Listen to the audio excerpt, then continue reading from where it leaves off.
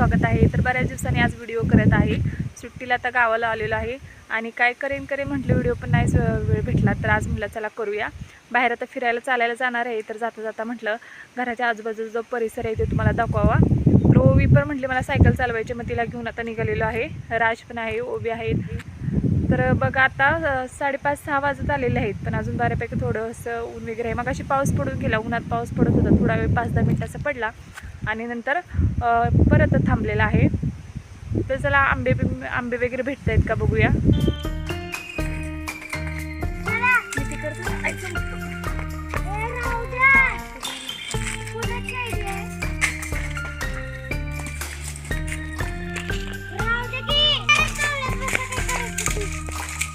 पडला एक आंबा खाली। हा बघा घराच्या जवळचा आहे तो आंबा, मस्त खूप गोड चवीला आहे। ह्या वर्षी काही एवढे आंबे आलेले नाहीत आणि पावसामुळे आधीमध्ये पाऊस पडत होता, त्यामुळे गारांचा पाऊस असल्यामुळे पडलेले वगैरे आहेत आंबे, पण मस्त चवीला असा गोड आंबा आहे।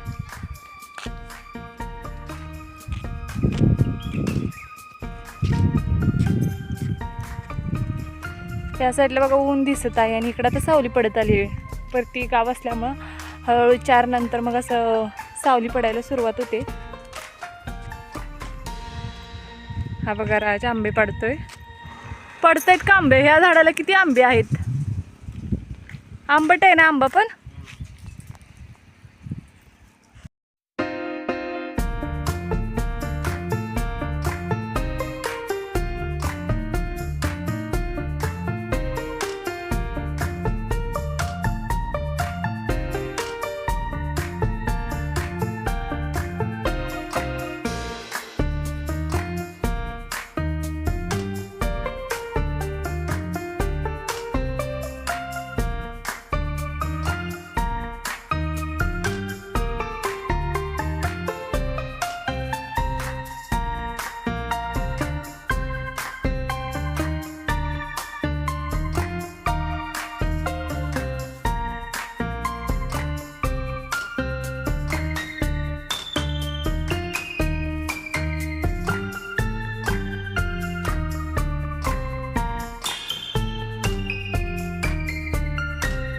दगड बघा केवढे मोठे मोठे आहेत आणि हे सगळे असे वरून पावसाळ्यात पाऊस जेव्हा जास्त पडतो ना तेव्हा असे पडून आलेले आहेत खाली। गेल्या वर्षी बघा इथं पडलं होतं पूर्ण अशी दरड। सगळे रस्त्यावर येतात कधी कधी असे मोठे मोठे डोंगरातले दगड निसटून। हे खालच्या बाजूला पण तसेच आहेत, सगळे वरून आलेले आहेत एका बाजूला, मग नंतर मग लोक वगैरे करतात एका बाजूला। बघा एक दगड केवढा मोठा आहे।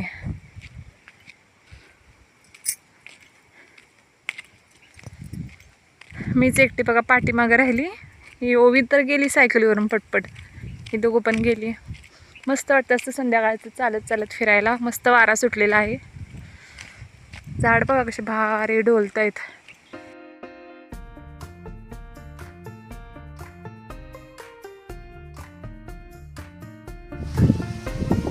इकडं बघा ही झाडं कशी पूर्ण वाळलेली आहेत।